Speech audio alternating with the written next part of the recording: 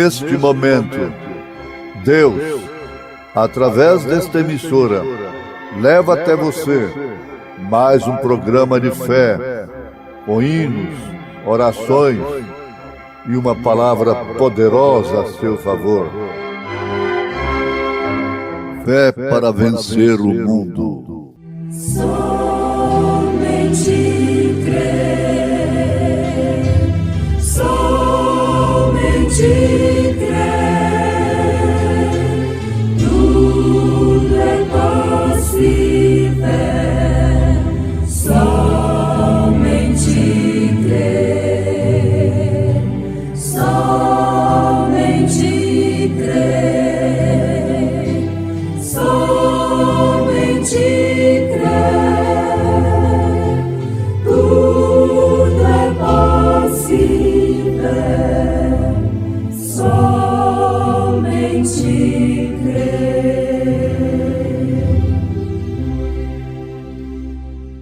E aquele sangue vos será por sinal na casa em que estiverdes. Vendo eu sangue, passarei por cima de vós, e não haverá entre vós praga de mortandade, quando eu ferir a terra do Egito. Fonte da minha vida.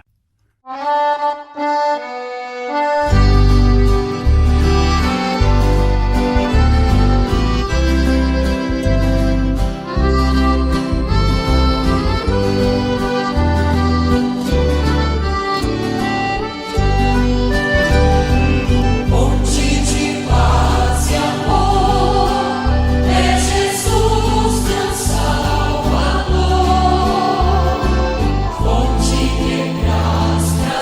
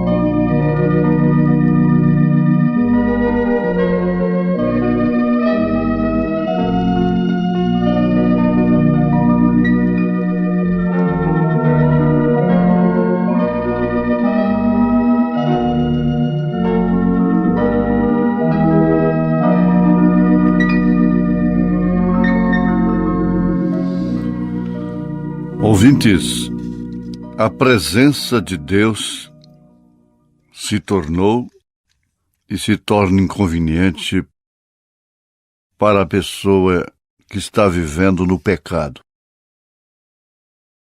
A presença de Deus se tornou inconveniente para Adão e Eva,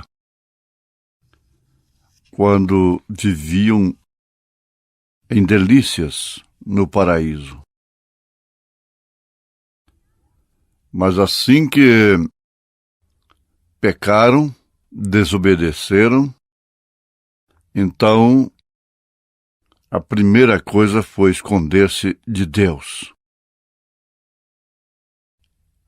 E assim cozerem para si roupas de folhagens, iniciativas próprias. Isto não tinha nada a ver com a realidade, mas simplesmente se tratava de uma camuflagem. Agora, veja só, não se trata de uma realidade, não se tratava e não se trata todo meio criado pelo homem. Não importa o quanto isso pareça belo, não importa o quanto isso pareça correto. Quando se fala que é meio que o homem criou, é falso. Mesmo usando a mensagem do profeta de Deus, as Escrituras, aquilo continua sendo falso. Satanás usou a Bíblia para Jesus. Mas Jesus tinha a Bíblia contra a Bíblia naquela hora? Jesus tinha a palavra contra a palavra? Estava o diabo dizendo a verdade ou não? Sim, perfeitamente. Mas não tinha o sinal naquilo, não tinha o espírito da palavra. Vejamos isto da forma que isto é. O presidente do Conselho de Ministros, no tempo de Acabe, Zedequias, usou a palavra. O que ele falou foi realmente correto a respeito de Israel. Era o povo de Deus, da bênção. O profeta mostra que ele estava fundamentalmente correto. Você encontra pessoas e às vezes corre o risco de ser convencida por elas, simplesmente porque elas estão fundamentalmente corretas. É certo que a revelação parte do fundamentalmente correto, não parte do fundamentalmente incorreto, falso.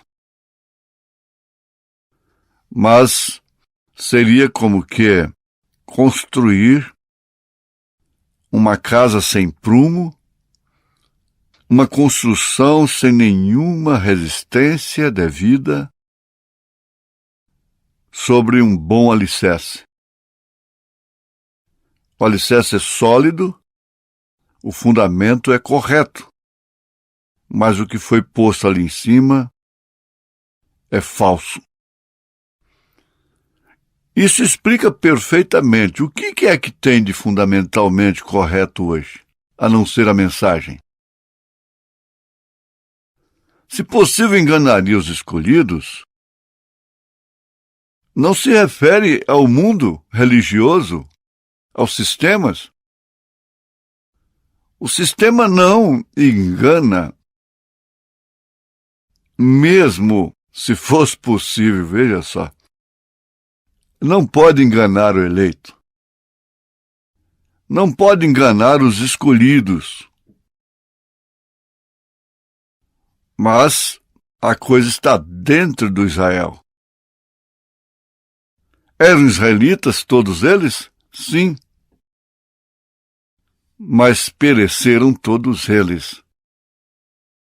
Até Cardes Barneia não tinha mais ninguém dali por diante, a não ser Josué e Calebe.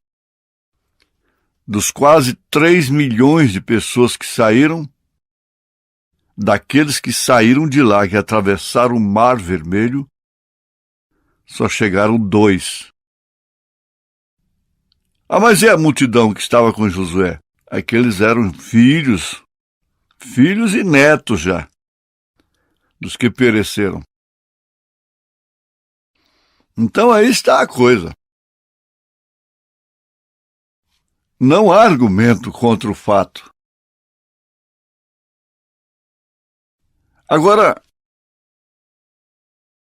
a mensagem sendo a mais sobressalente do profeta de Deus para esta era, que é o sinal, ela sendo a mais sobressalente, ela teria realmente que mostrar, clarear mais para nós estas coisas.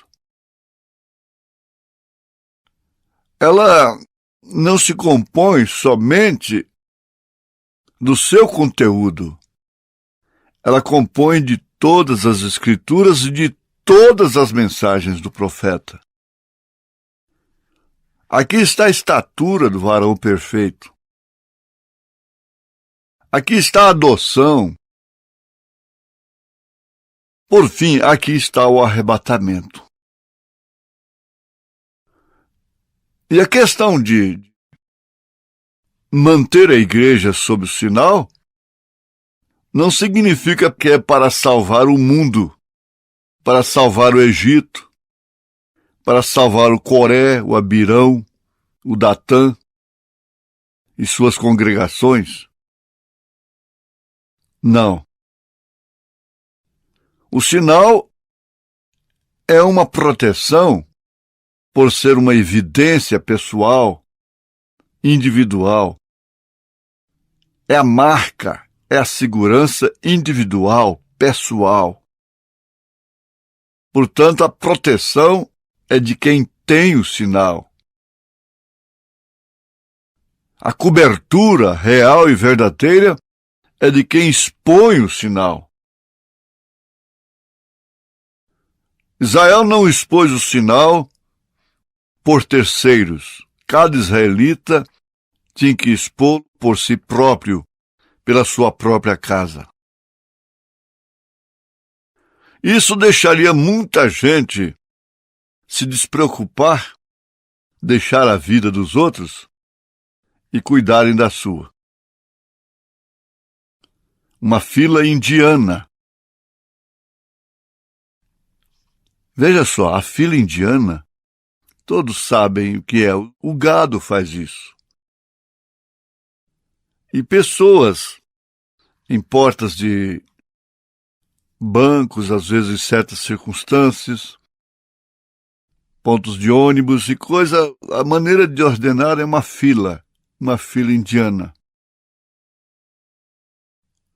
Então diz que cada um levava uma mochila. Uma mochila carregada no peito e outra nas costas.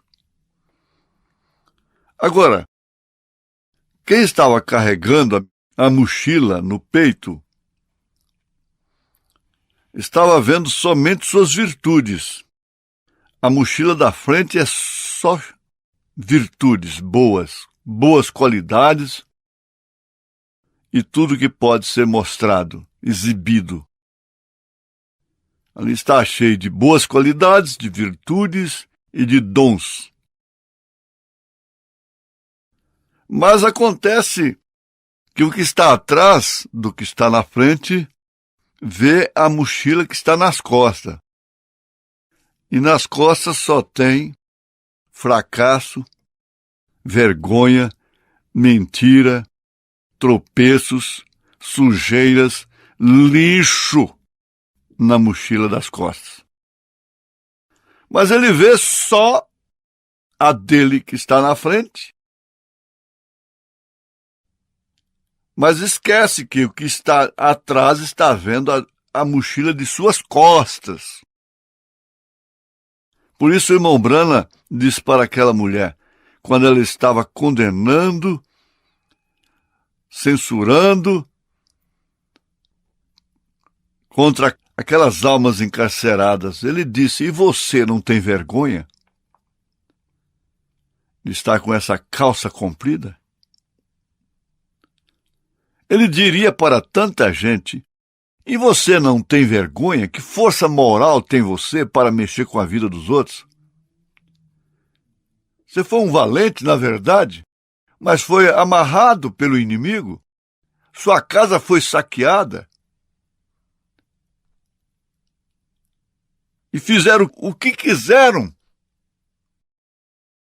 Se pelo menos tivesse humildade de olhar para a sua própria mochila das costas, não condenaria o outro que vai na sua frente pela mochila das costas dele.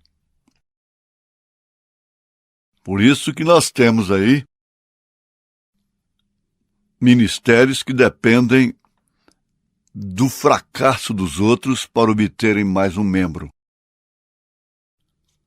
Como falcões, carcarás, esses abutres dependem de acidentes fatais para se vindicarem.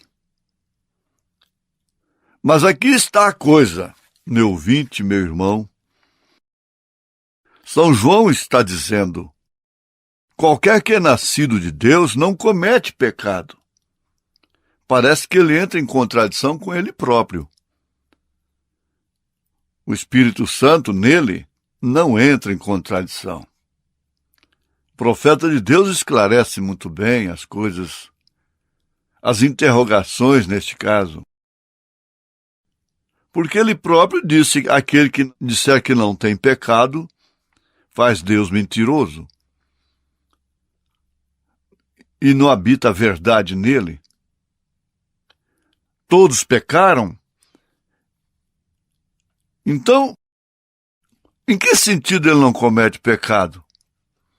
Em relação a Deus, sempre você vai ter que se lembrar, não para cobertar o pecado. E Jó teve problemas de baixo, não problemas de cima.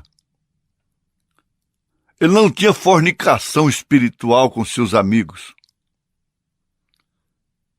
Ele não tinha adultério espiritual. O profeta agora fala sobre adultério espiritual. Centenas e centenas vivendo em adultério espiritual e condenando o social. Hipócritas, fariseus hipócritas. Quem vos livrará da grande condenação que virá sobre o mundo? Sobre os hipócritas? João afirma que ele não pode pecar. Sem relação a Deus. Ele tem uma representação perfeita. A semente de Deus permanece nele. E como ele pode pecar quando Deus sem pecado está nele? O Deus que não muda, que é invariável, é imutável, portanto. Quando ele está num Deus sem pecado, como pode ele pecar? Não importa o que tem feito, o sangue o cobre. Esta é a mensagem, o sinal. Ele agora é uma nova criatura. Seus desejos e aspirações agora são celestiais. Ele pensa mais nas coisas de cima do que nas coisas de baixo. Ele deixou de ser aquele interesseiro. Dinheiro não causa escândalo.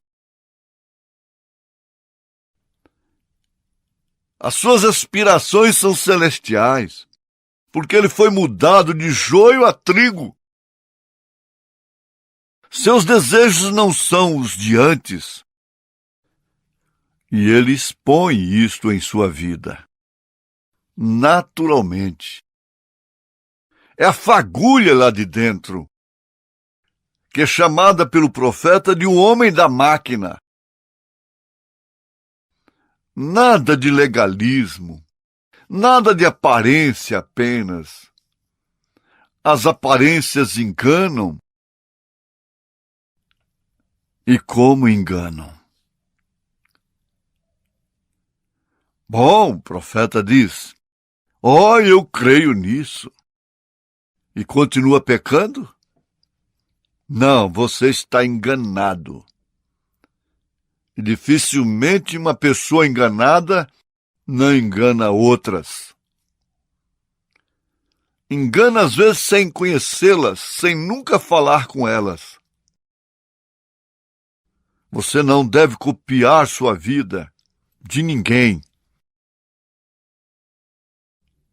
De ninguém, absolutamente de ninguém. Você deve pautar a sua vida simplesmente no estilo próprio de um cristão que tem esse homem da máquina dentro de si e que vindica o sinal que é o Espírito Santo. E é como uma pequena pomba dirigindo um cordeiro. Pequenos sinais, pequenos toques, te leva a escolher como Ruth escolheu. Onde tu morreres, eu morrerei também. Sua situação é amarga, é triste hoje. Mas não importa. Eu quero ficar com você. Embora você esteja me mandando voltar. A minha concunhada já voltou. Despediu chorando. Não foi brigando com a sogra, mas chorando, com pesar de deixá-la, mas deixou. Eu não. Ruth estava dizendo isto com sua atitude. A minha escolha determinará o meu destino, como determinou de fato. Ela foi para os braços de Boaz, toda a amargura passou. E agora ela ia colher o resultado de sua escolha. É vida própria, é decisão própria. Você não deve ser uma filha forçada pelo pai, pela mãe. Na palavra, um filho, você deve dar lugar ao Espírito Santo e ter gosto na vida cristã. Em nome de Jesus Cristo, cada filho de Deus gosta de ser filho de Deus, ama ser filho de Deus, tem prazer, escolhe estar com Ele no vitupério, fora do arraial. Deus te abençoou, me abençoou, nos abençoou, em nome de Jesus Cristo. Amém.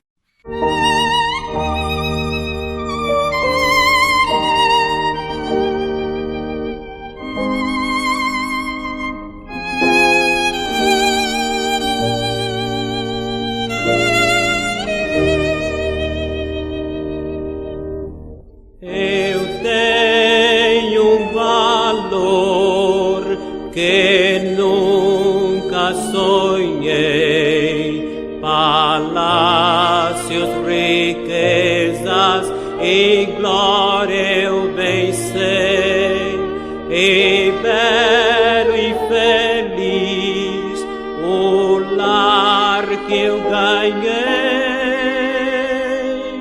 Eu sou de Jesus, eu sou filho do Rei.